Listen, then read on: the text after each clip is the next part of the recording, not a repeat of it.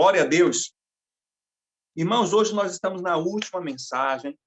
Venha e veja as maravilhas do nosso Deus, venha e veja as coisas que o Senhor tem feito na minha vida, na sua vida, que fez no passado da igreja, fez na história dos apóstolos, fez na história dos pais da igreja, fez na história dos reformadores, dos grandes missionários, mas continua fazendo hoje, através da sua igreja, no mundo, na vida das pessoas. Nós recebemos de Deus autoridade e poder, porque ele disse em sua palavra, no capítulo 9, versículo 2 de Lucas, que ele nos deu autoridade, ele nos enviou a pregar o reino de Deus e a curar os enfermos, e nós aprendemos aqui esses dias acerca desses princípios, esses mecanismos, aprendemos as estratégias que o Senhor tem nos dado de impor as nossas mãos, de, com a oração e com unção com óleo, sermos instrumentos de Deus para levar o mistério da cura, da libertação. Aprendemos também nesses dias que há dons também de cura, aprendemos que é contemporâneo, isso não ficou no passado, está presente essa autoridade, esse poder que foi delegado pelo próprio Deus. Aprendemos que o Espírito Santo nos dá discernimento para compreendermos a ordem dessa enfermidade, se é no campo das emoções, psicossomático, se é no campo físico, biológico, se é no campo espiritual. Aprendemos também que o Senhor usa a sua igreja para fazer maravilhas, e tudo isso é para arredondar com a salvação dos perdidos, tudo isso é para glorificar o seu nome, e temos aprendido todas essas coisas nesses últimos domingos, onde o Senhor tem falado conosco.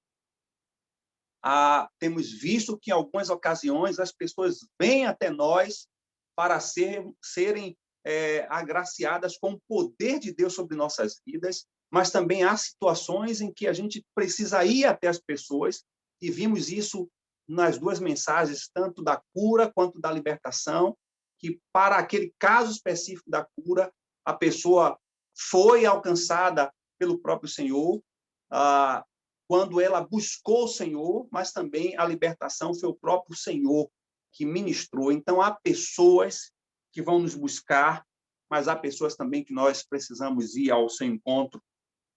E aprendemos de forma bíblica, com respaldo bíblico, de que os milagres da cura e da libertação são para os nossos dias. Precisam ser vividos nos dias de hoje. E hoje eu quero falar um pouco sobre o que é que isso tudo, de fato, importa. O que é que importa em tudo isso que o Senhor nos chama a viver, a ver, a ser instrumento da sua glória. O que é mais importante? É ser instrumento para ministrar cura, ser instrumento para ministrar libertação. O que é importante tudo isso? Eu queria, então, que você acompanhasse comigo a leitura do texto de Lucas, o versículo 1, do capítulo 10, o versículo 9 e o versículo 16 ao versículo 20 do Evangelho segundo Lucas. E diz assim a palavra do Altíssimo: depois disso, o Senhor designou outros 72 e os enviou 2 a 2 adiante dele a todas as cidades e lugares para onde ele estava prestes a ir. No versículo 9: curem os doentes que ali houver e digam-lhes: o reino de Deus está próximo de você. Versículo 16: aquele que dá ouvidos a vocês está me dando ouvidos. Aquele que os rejeita está me rejeitando. Mas aquele que me rejeita está rejeitando aquele que me enviou. E o versículo 18 em diante diz, 17 diz: os 72 voltaram alegres e disseram: Senhor, até os demônios se submetem a nós em teu nome. E ele respondeu: eu vi Satanás caindo do céu como um relâmpago. Eu dei a vocês autoridade para pisarem sobre cobras e escorpiões e sobre todo o poder do inimigo. Nada lhes fará dano. Contudo, alegre-se, não porque os espíritos se submetem a vocês, mas porque seus nomes estão escritos nos céus. Portanto, irmãos, a gente, com base nesse texto, nós vamos compreender que há, sim, respaldo bíblico, há fundamento bíblico para sermos instrumentos de Deus, para ministrar cura, para ministrar libertação.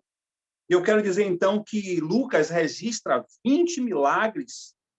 Desses 20 milagres, 4 destes é específico do seu livro. E esses milagres, eles vão validar, de fato, o papel de autoridade do plano divino para a salvação. E nós não temos dúvida de que Deus é o mesmo que cura. Ele nunca mudou. E ele diz isso em sua palavra: eu sou o Senhor que te sara. Êxodo 15, 26, a gente vai ver essa fundamentação bíblica. Jesus, ele continua ordenando aos seus discípulos para curar os enfermos. E um verdadeiro discípulo de Cristo é o mesmo Cristo que age por meio deste. Por quê? Porque Jesus delegou os discípulos autoridade para em seu nome fazer maravilhas. E Lucas registra aí nesse texto que nós lemos. O Senhor designou mais 70, e designou para curar, para ministrar estas vidas. A gente percebe que esse fundamento do respaldo bíblico, da cura, da libertação, dos sinais das maravilhas, também era muito bem apresentado na igreja primitiva. A igreja primitiva cumpriu também com essa designação que o próprio Cristo havia dado. Os milagres de cura eram em todas as partes manifestas pelo ministério da igreja primitiva.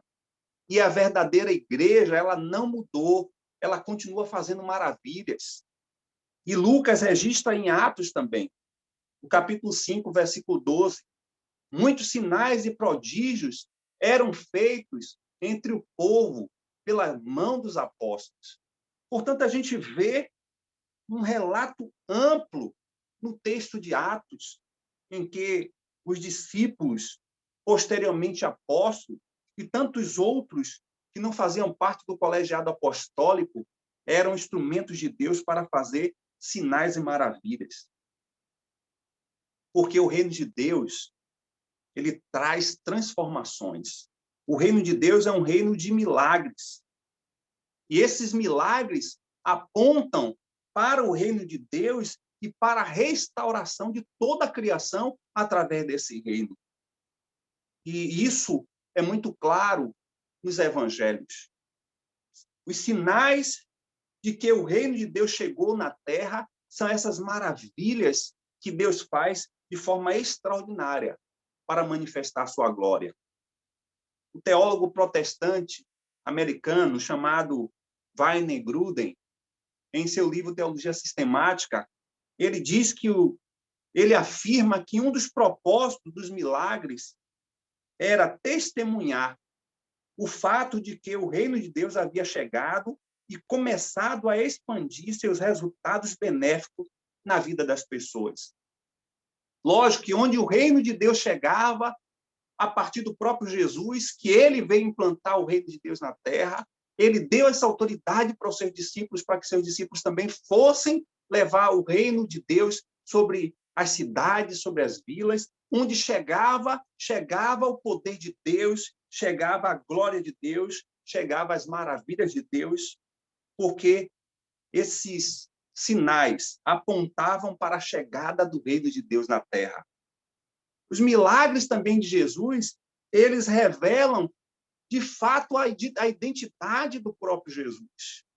Nós temos estudado às sextas-feiras sobre a pessoa de Jesus e a gente consegue compreender perfeitamente, com um amplo respaldo bíblico, de que Jesus era suficiente homem e suficiente Deus, e as maravilhas que ele fez de curar, de libertar, de ressuscitar mortos, é o sinal da sua identidade divina. Lucas, ele traz um retrato amplo em todo o Evangelho segundo Lucas e o texto de Atos, do quanto o poder de Deus era manifesto com sinais e maravilhas. Mas assim como a gente há um respaldo amplo bíblico para esses sinais, essas maravilhas, para as curas, para a libertação, nós questionamos por que, então, com essa autoridade dada por Deus, com essa delegação que Deus ortogou à igreja, e nós somos a igreja, por que, então, tais efeitos não têm acontecido nos nossos dias? E eu, então, relaciono aqui, com base em todos esses relatos aí históricos de Lucas, sobre milagres, sobre sinais, eu descrevo aqui 3 razões pelas quais a igreja hoje ela não tem sido instrumento de Deus para fazer maravilhas. Uma delas é a própria incredulidade.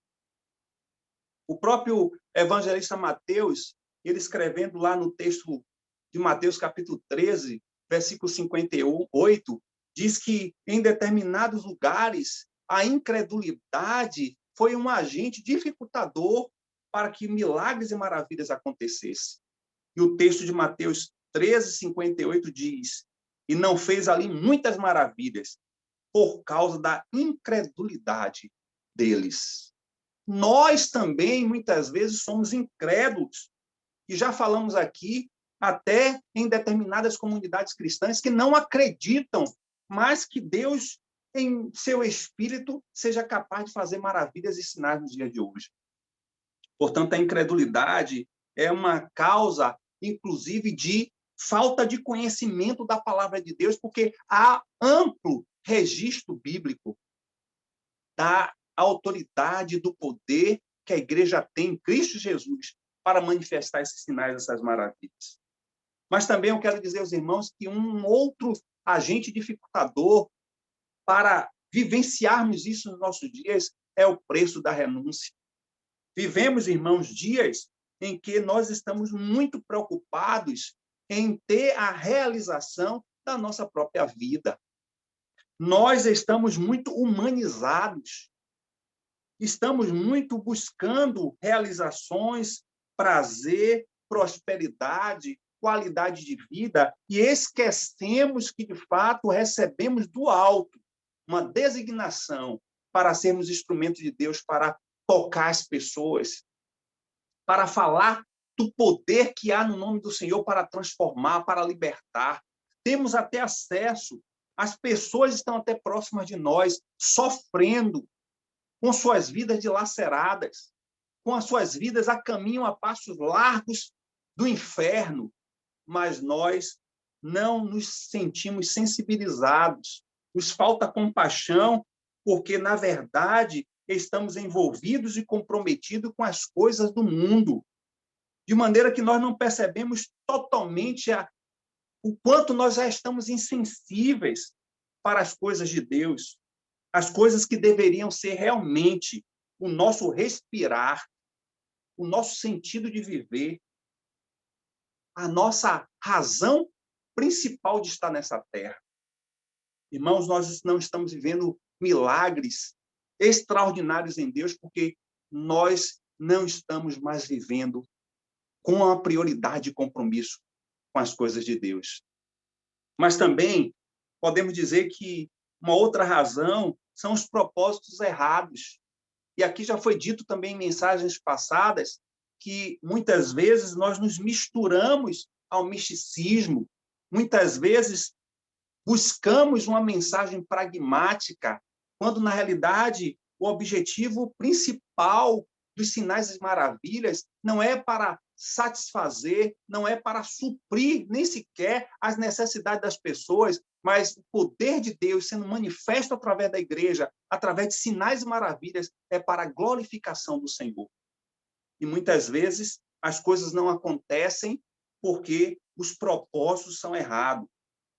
Os milagres devem acontecer com a finalidade de gerar glória do Senhor, de gerar salvação de vidas.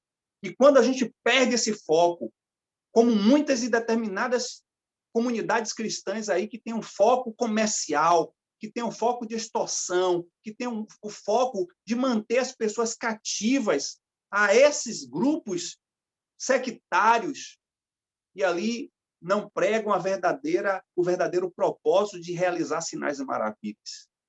O propósito é levar vidas aos pés do Senhor. O Senhor quer libertar, o Senhor quer curar, o Senhor quer fazer grandes coisas através da igreja para a glória do teu nome e para a salvação dos perdidos.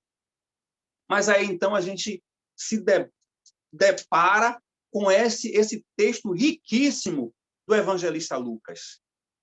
E aí eu quero que os irmãos, então, visitem esse texto comigo, a partir do versículo 18 e o versículo 19, em que o primeiro ponto que nós vamos observar nesse contexto operacional da igreja, através daqueles 70 homens, alguns autores, 72 homens, era que eles estavam fazendo as maravilhas, eles estavam representando a pessoa do Senhor Jesus, como o próprio Senhor havia o designado, como nós lemos em Lucas 10, versículo 1. E eu queria, então, eu quero pensar nesses dois versículos, olhando como Jesus faz uma avaliação da igreja, a ação da igreja, como Jesus faz uma avaliação concreta da operacionalidade da igreja que afeta diretamente o império de Satanás. E o texto diz, e ele respondeu, Jesus, eu vi Satanás caindo do céu como um relâmpago. Eu dei a vocês autoridade para pisarem sobre cobras e escorpiões e sobre todo o poder do inimigo, nada lhes fará dano. Irmão, Jesus faz uma avaliação de como esses discípulos voltaram, as maravilhas que eles fizeram. Jesus teve uma perspectiva espiritual da ação da igreja. E isso me chama a atenção para vários pontos. O primeiro ponto é que, quando Jesus se refere a vir Satanás caindo, ela tem uma perspectiva tanto presente quanto uma perspectiva futura. A perspectiva presente é que, de fato, quando a igreja está operacionalizando o poder de Deus, nós estamos, ao mesmo tempo, enfraquecendo o império de Satanás no mundo. E isso é um ato imediato. Todas as vezes que você é instrumento de Deus para levar a mensagem do evangelho a um colega de trabalho, a um vizinho, você está tão somente cooperando pela implantação do reino de Deus e você está enfraquecendo o império de Satanás nessa terra. E Jesus vê nessa perspectiva. Mas também Jesus vê uma perspectiva futurística. Ele vê, de fato, sentenciado Satanás com a operação da igreja. Ele percebe que, no final de toda a história da humanidade, o que teremos é a vitória em seu nome. Porque tudo que estava sendo feito pelos discípulos, ali representado, e que tem sido feito pela igreja hoje, tem sido feito em seu nome. E Jesus vê Satanás caindo. A expressão mais original do texto é: eu estava vendo Satanás cair como um raio no céu. Muito importante isso. Jesus dá a entender que o poder de Satanás foi destruído e que o sucesso desses discípulos foi uma evidência da vitória que teremos em Cristo Jesus no final dessa terra, no final dessa vida.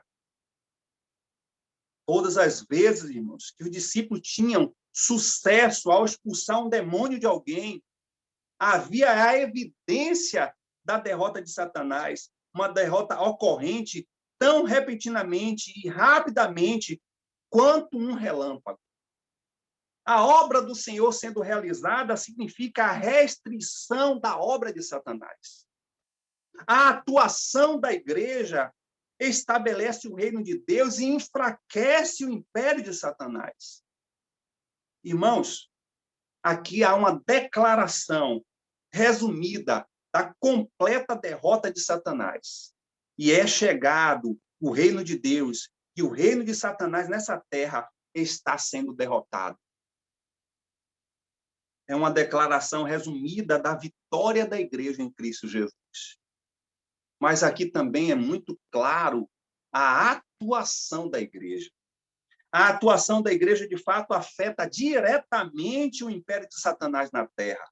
A igreja precisa atuar no contexto em que ela está inserida, seja no seu trabalho, seja na sua escola, na sua faculdade, com seus vizinhos. Você precisa ser instrumento de Deus para levar as maravilhas do Senhor, porque você fazendo isso, você atuando dessa forma, você sendo, de fato, instrumento de Deus, você está contribuindo para a ampliação do reino de Deus e o enfraquecimento do império de Satanás nessa terra. Quanto estamos trabalhando na obra do Senhor, estamos libertando, estamos curando, estamos levando a mensagem de salvação de Cristo Jesus para as pessoas. E, de fato, a igreja precisa ser mais e mais atuante a fim de que as vidas sejam alcançadas pela graça do Senhor, e nós somos instrumentos de Deus de forma miraculosa, sobrenatural e sobre-humana para resgatar as vidas que estão no império das trevas e trazer para o império do nosso Deus, para o reino do nosso Deus. A segunda coisa que eu vejo ainda nesse contexto de Jesus avaliar, não apenas ele viu Satanás de forma espiritual sendo derrotado pelo manifestar da igreja, pelo operar da igreja, pela atuação da igreja, mas também ele percebe a igreja de forma inquestionável, atuante. A igreja fazendo a obra, a igreja manifestando a sua glória. Os 70, eles voltaram vibrando. Senhor, até os demônios se submetem a nós em teu nome. Irmãos, quando a igreja age, ela manifesta o poder de Deus curando, libertando, fazendo maravilhas, sobretudo trazendo salvação aos perdidos. As pessoas são libertas, acima de tudo, do pecado. Elas são libertas da escravidão do pecado. Elas são libertas das correntes de Satanás. E Jesus viu ali a igreja operante. E o Senhor vê ainda hoje o quanto eu e você, nós estamos dando lugar para ser instrumento para o louvor da tua glória. Nós precisamos ser igreja viva. Precisamos ser uma igreja que coopera no processo do plantio do reino de Deus nessa terra e o enfraquecimento do império de Satanás quando nós estamos sendo conduzidos pelo poder do Espírito Santo como instrumento da glória do Senhor. A gente vê aqui também, irmãos, o outro fato ainda de avaliação, além de ver Satanás caindo, além de ver o operacionar da igreja, o operacionalizar da igreja, o próprio Senhor também vê a forma extraordinária de expulsar demônios. E aqui há uma particularidade histórica, porque na visão judaica, só quem podia expulsar demônio eram os sacerdotes. Quando esses homens comuns saem pelas vilas, pelas cidades, e em nome do Senhor Jesus eles estão expulsando os demônios, eles se surpreendem ao saber que eles eram pessoas simples e comuns, mas delegados pelo poder do nome do Senhor Jesus. Eles eram suficientemente poderosos em Deus para até fazer aquilo que era de uma certa classe religiosa. Isso eu quero dizer para os irmãos que aquilo que parece ser relativamente para uma classe religiosa nos nossos dias, e há muito sendo ensinado acerca disso, há muito sendo estimulado a muitas comunidades cristãs de que a autoridade está no apóstolo, a autoridade está no bispo, a autoridade está em A ou B ou C. O que nós aprendemos aqui nesta noite por essa palavra é que o Senhor nos deu autoridade para ser instrumento do Senhor, para fazer as coisas que não há particularidades para serem feitas, não há acepções para serem feitas. O Senhor quer usar a minha vida, a sua vida, se você é a igreja de Cristo. E esses 70 ficaram maravilhados de realizar a missão de Deus, de trazer a salvação, de trazer a libertação, de trazer a cura. E, ao mesmo tempo, esses homens viram quantos demônios se submetiam a eles. Eu não sei se você já teve a oportunidade de ser instrumento em Deus nestes dias, de trazer libertação a alguém que está escravo de Satanás. Irmãos, é uma grande alegria. É um prazer a gente saber que não em nós, não na nossa capacidade, não na nossa força, não na nossa performance, mas no nome de Jesus, como esse nome é poderoso. E como, muitas vezes, nós que poderíamos fazer muito mais, não estamos fazendo, porque estamos voltados para nós mesmos. E aí a gente aprende com isso que essa expulsão de demônios é delegado pelo próprio Jesus. Ele disse, vai e faça isso. Vai em meu nome e liberte aqueles que estão passando por opressão, que estão escravos de Satanás. Vai em meu nome e ministre cura. E nós aprendemos aqui que existem curas que têm uma abrangência e uma influência espiritual. E quando você é instrumento de Deus, você está tão somente praticando, você está tão somente encarnando a autoridade que o Senhor Jesus já nos deu. E essa autoridade, aqui descrito também, nos chama a atenção para questões de ordem espirituais. Ele fala de maldades espirituais, porque os símbolos aqui de serpente e escorpião não são literais, são simbólicas, que representavam demônios, que falavam de autoridade que o Senhor estava dando para nós repreendermos e vencermos as obras do demônio satânica. E o que nós estamos lidando aqui? O apóstolo Paulo diz que a nossa luta não é contra carne nem sangue, mas é contra as armas espirituais que vêm sobre nossas vidas. Nós estamos em uma batalha, irmãos. Queira ou você queira, no dia que você se colocou a se alistar nesse exército do Senhor, você já tem um inimigo. Você já está alistado contra essa batalha. E se você não vencê-lo, ele vai destruir a sua vida. Porque ele é um inimigo traiçoeiro, enganador. E ele tem um ministério destrutivo. E a falta de atuação, de operação, a falta de disponibilidade da igreja, de entrega da igreja, ela traz resultados negativos para o reino de Deus nessa terra. Quanto mais a igreja manifesta o poder de Deus, mais enfraquecemos o império de Satanás. Nada absolutamente causará dano. Nada lhe causará danos. Nada no mundo espiritual vai lhe causar dano, porque você está na autoridade, no poder do nome de Jesus. E não há nenhum outro nome acima desse. E diga-se passagem que eu quero te acrescentar ainda mais. Não há nenhum nome acima deste na terra, nos céus, em nenhum lugar do mundo e do universo. Ele está sobre todos. E é por isso que não há danos nenhum sobre nós.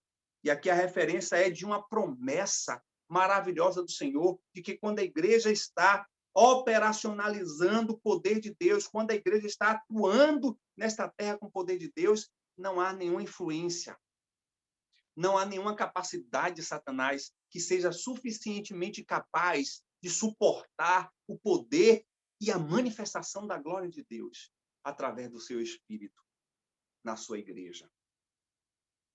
Esse versículo chama muita atenção, esses versículos chamam muita atenção para a nossa autoridade, mas também chama atenção muito para a nossa operacionalidade.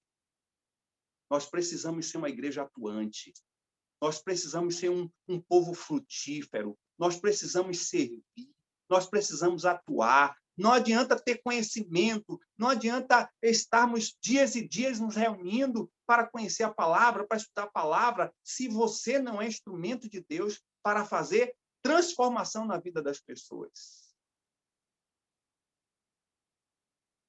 Mas, diante de tudo isso, irmãos, o que é que mais importa?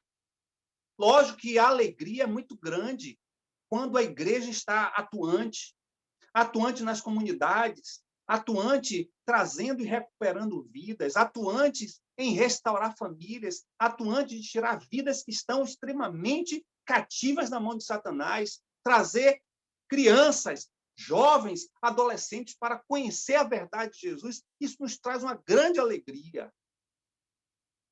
Mas aí eu quero levar o segundo ponto dessa mensagem. Mesmo sendo atuante, isso não é o mais importante. Mesmo a igreja manifestando a glória do Senhor, e deve fazê-lo. E aqui Jesus está estimulando a fazê-lo. Mesmo assim, isso não é mais importante. E aí Lucas traz o registro do próprio Jesus quando diz: contudo, alegrem-se. Não porque os espíritos estão submetendo. E aqui ele está abrangendo todas as possibilidades da igreja ser atuante nos nossos dias, curando, libertando, trazendo a palavra de consolo, trazendo uma palavra de ânimo, trazendo empregos para as pessoas, servindo as pessoas nas boas ações. Não importa tudo isso que você esteja fazendo, o que importa é que seu nome esteja escrito no livro da vida. Porque nós já sabemos, irmãos, que muitos também estão fazendo em nome do Senhor muita coisa, mas que naquele dia, naquele dito e importante dia, o Senhor disse que não os conhecerá. Mas aí eu pergunto, qual é a nossa alegria hoje? Qual é a nossa alegria hoje? Eu diria que a nossa alegria não deve ser as posses. Não deve ser as posses. E aí o Senhor Jesus chama a atenção nos versículos anteriores que a obra evangelizadora ou a vida da igreja atuante nessa terra não deve ser preso a estabelecer posses. Não precisa levar muita coisa. Leva o necessário. Onde você se hospedar, seja bênção naquele lugar. O Senhor Jesus não queria embaraços. O Senhor Jesus chamou a atenção para os seus 70 de que não é a alegria de ter coisas nessa terra, não é ter título, não é ter posição, não é nem sequer a performance do nosso ministério ou a atuação da igreja que isso deve trazer alegria. E nós olhamos de forma muito clara que as pessoas estão muito presas às posses. De forma nenhuma há um desestímulo de Deus à preguiça. De forma nenhuma Deus estimula que você não tenha sonhos, que você não busque realizações. Mas isso tudo deve estar alinhado aos propósitos maiores, que é o propósito dele. E o que nós estamos vendo é que nós estamos perdendo a verdadeira alegria para ter alegrias passageiras. A nossa alegria não está nas posses, a nossa alegria também não está nem no poder que Deus tem nos dado. E ele chama a atenção aos discípulos. Ao falar, disse Jesus, não se alegrem nisso, que os espíritos se sujeitam a vocês. A nossa alegria não está nem em servir ao Senhor, não está nem em dedicar nossa vida ao Senhor, nem ser voluntário no ministério, nem ser atuante na casa do Senhor. Essa também não é a nossa alegria, embora que muitos dentro da igreja estejam vivendo assim. Ah, porque eu faço aquilo, eu sou importante. Ah, porque eu tenho aquele título, eu sou alguém. Ah, porque eu faço aquilo, porque eu quero ser visto. Irmãos, essa não é a nossa alegria. Esta não é a alegria maior que o Senhor avalia nessa passagem. É muito bom servir ao Senhor, sem dúvida. É muito bom alcançar os perdidos, é muito bom ser instrumento do Senhor, é muito bom estar sendo um servo dedicado nas mãos do Senhor, mas o mais importante é como está a nossa vida com Deus. Como está a nossa relação com Deus. Portanto, a nossa alegria não está nas posses, não está no poder do Senhor, nem está na nossa performance, no desempenho que desenvolvemos. Olhe que eles voltam cheios de alegrias. Ah, Senhor, até os demônios se submeteram, como dissesse, até as coisas impossíveis nós conseguimos fazer. Senhor, somos bem realizados. Nós temos êxito no nosso ministério. Eu digo, irmão, que o trabalho missionário é uma grande alegria, a evangelização é uma grande alegria, trabalhar na obra do Senhor é uma grande alegria, ser usado por Deus com dons espirituais é uma grande alegria, é um grande prazer, é um privilégio, mas nenhuma dessas coisas deve ser a alegria principal, a alegria maior das nossas vidas. A fonte da nossa alegria não é para ser encontrada em nossas posses, em nosso poder, em nossa autoridade, ou o que somos, ou o que temos, ou a nossa performance, inclusive ministerial. Muito além disso, a fonte da nossa alegria deve ser encontrada na graça salvadora de Deus em Cristo Jesus, que nos alcançou e nos selou com a certeza de vida eterna nele. Isso que importa. O que é que vale mesmo para Jesus? Versículo 20, ele diz que vale para ele é que você tenha o nome escrito nos céus. Há um relato histórico também que era muito comum no Antigo Testamento registrar o nome das pessoas em cada cidade. E algo que havia cometido, um grave delito que cada pessoa fizesse naquela cidade e que fosse lançada em refúgio, em cidade de refúgio, ou fosse, inclusive, lançada para outra cidade, era apagado o nome dessa pessoa, daquela cidade, como cidadão daquela cidade. E a gente vai encontrar isso em vários registros bíblicos. Nós vamos encontrar isso em Moisés falar, a gente vai encontrar isso em Davi falar, a gente vai encontrar isso, inclusive, na palavra do Senhor, falando lá em Apocalipse, que devemos ter o nosso nome escrito no livro da vida. É nessa cidade celestial, é nesse lugar, é nessa cidade de glória que o meu nome e o teu nome precisa estar. E esta é a minha maior alegria. A salvação tem um valor imensurável, irmãos. É isso que Jesus está dizendo. Alegrai-vos, porque não vos alegrai porque vos sujeitais os espíritos, alegrai-vos antes, por estar o vosso nome escrito nos céus. O maior motivo para regozijo das nossas vidas não foi a vitória, e nem é a vitória sobre o mundo espiritual das trevas, mas o triunfo eterno de ser alistado entre os cidadãos dos céus, de poder ter o meu nome arrolado. Isso significa registrado, certificado de que eu estou na glória. A minha vida está selada com a certeza de salvação. O serviço do Senhor, por mais que seja prazeroso, seja alegre, nos dê prazer, e quando isso não acontece, alguma coisa está de errada em nosso serviço. Eu quero salientar isso. Irmãos, eu não estou dizendo, e nem o próprio Senhor Jesus está falando aqui, desvalorizando a operacionalidade da igreja, o seu serviço, a sua dedicação. Ele não está dizendo isso. Pelo contrário, se você não tem alegria, porque também a alegria é fruto do Espírito, se você não tem alegria para servir, para atuar, para manifestar a glória do Senhor, para fazer o nome do Senhor sendo glorificado, alguma coisa está de errado em você. Jesus está falando aqui de alegria maior. Ele está falando aqui de uma alegria principal. Ele está falando de um gozo extraordinário. Porque quando eu estou fazendo alguma coisa para o Senhor, quando eu estou levando o evangelho libertador, quando eu estou levando o evangelho de cura, de restauração, quando eu estou levando a sã doutrina, quando eu estou ensinando a mensagem do evangelho, eu tenho prazer e alegria, mas a minha alegria maior é estar registrado o meu nome no livro da vida. Essa é a minha alegria maior. E quando nós pensamos em alegrias maiores, nem sequer estamos pensando na alegria de ver Satanás sendo derrotado. Porque todas as vezes que você é instrumento para trazer uma mensagem de paz. Porque se você não sabe, saiba nessa noite que você é embaixador de paz nessa terra. Em meio à pandemia, em meio à insegurança, em meio à crise psicoemocional que a sociedade mundial está vivendo, você é instrumento de levar a paz. Mas o segredo está se você tem o Deus de paz. Só pode dar aquilo que você tem. A verdadeira alegria, o verdadeiro prazer, o verdadeiro regozijo está na certeza de que a minha vida está confirmada, arrolada, certificada nos céus. E ter o nome escrito no livro da vida é um grande prazer. E o mais interessante é que, se eu tenho um prazer de ter meu nome escrito no livro da vida, eu preciso ter prazer em levar outros a terem também os seus nomes no livro da vida. Alegrai-vos antes por estarem os vossos nomes escritos nos céus.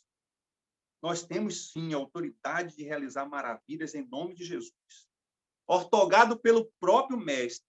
E esse serviço enfraquece a obra de Satanás nesse mundo, mas nada disso é mais significativo do que a certeza da minha salvação e da minha vida eterna, selada em Cristo Jesus.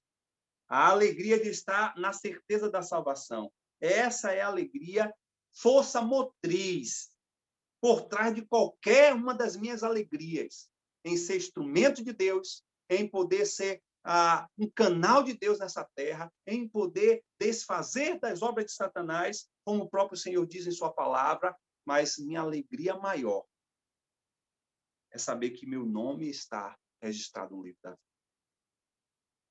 A alegria pela convicção de minha salvação gera o serviço da igreja em desfazer em Cristo Jesus as obras do diabo na vida das pessoas. E você? Se sente impelido nessa missão? Você se sente alegre em servir ao Senhor com excelência? Você é um instrumento nas mãos de Deus para levar libertação, cura e milagres sobre as vidas das pessoas, para que elas possam ser alcançadas pela graça do Senhor?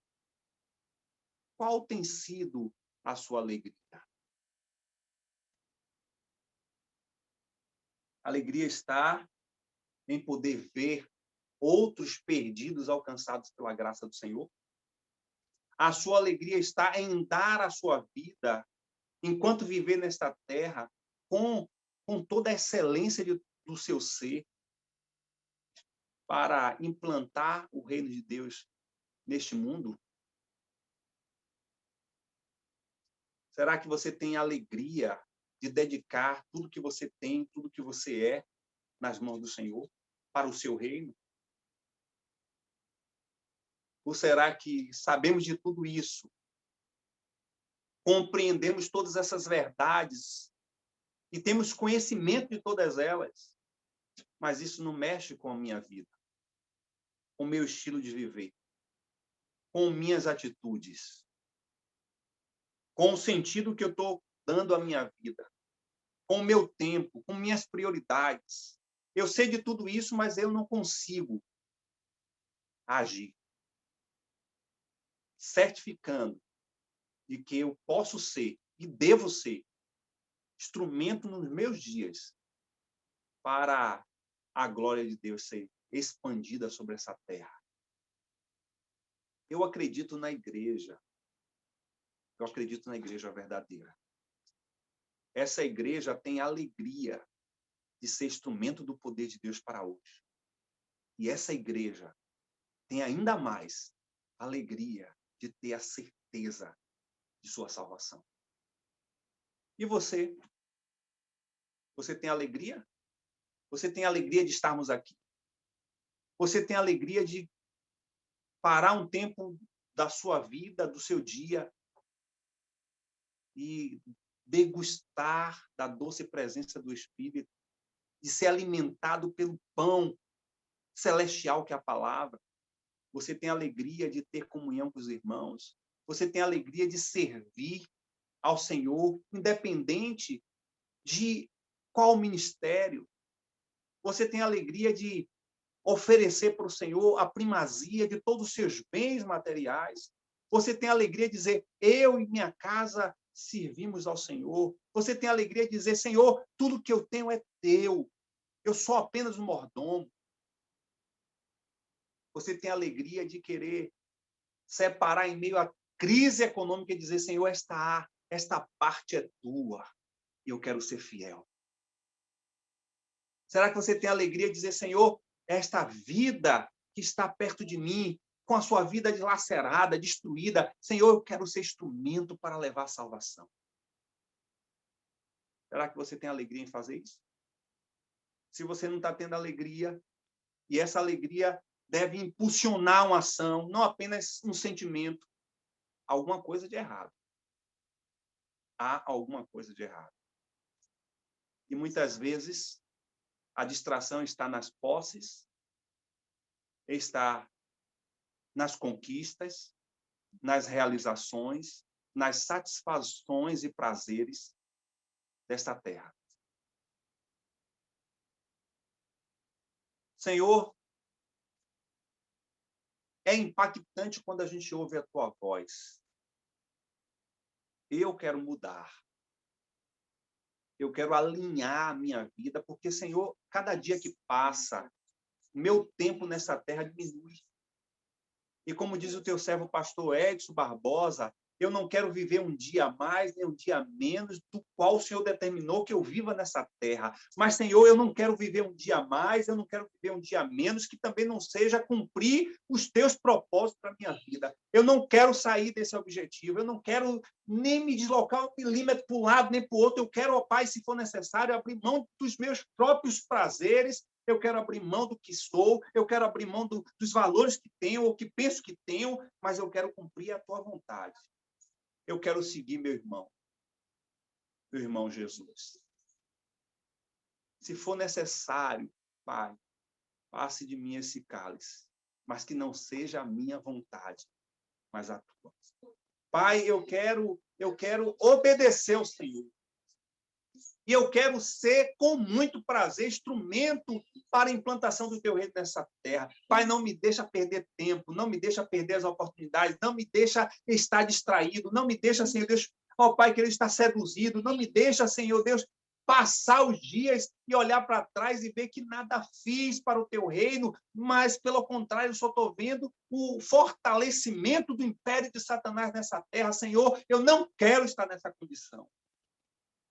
Eu não quero olhar para mim mesmo e achar que as coisas precisam funcionar do meu jeito. Eu não quero, Senhor Deus, moldar a tua vontade ao meu querer, ao meu prazer, ao meu desejo, ao meu sonho. Senhor, eu quero fazer a tua vontade. Eu quero essa alegria. Mas, Pai, mais do que nunca, o maior prazer que eu tenho é saber que tudo isso passará e que viverei eternamente contigo. Mas enquanto nessa terra estiver, eu quero desfazer as obras de Satanás, como Jesus fez. Eu quero saquear o inferno. Eu quero tirar as pessoas que estão oprimidas nas mãos de Satanás e dos seus demônios. Eu quero levar cura à alma dessas vidas, daquelas vidas que estão sem esperança. Eu quero, Senhor Deus, levar o evangelho da paz. Eu quero levar, Senhor Deus, uma palavra de esperança. Eu quero ser instrumento. Usa-me, Senhor. Eu quero ter alegria nisso, para o louvor da tua glória. E não apenas a minha vida, mas faz isso na vida da tua igreja. Quanto estamos perdendo tempo seduzidos neste mundo? Quanto não temos tempo para ter tempo para o Senhor? Quanto estamos distraídos com as coisas que o mundo nos seduz? Muitas vezes a gente não tem 10 minutos do dia para sentar e falar contigo. Nós não temos 5 minutos do dia para meditar na tua voz e falar conosco. Muitas vezes nós não temos paciência de ter 1 hora, 2 horas em comunhão com os irmãos. Senhor, como estamos distraídos? Como estamos com os nossos olhares desfocados? Como estamos perdendo tempo com coisa passageira? Como estamos depositando toda a nossa força, todo o nosso empenho, todo o nosso tempo, todo o nosso esforço com aquilo que é terreno e perdendo as coisas do teu reino. Tenha misericórdia de nós e nos desperta enquanto há tempo, pelo poder do teu Espírito. Em nome de Jesus.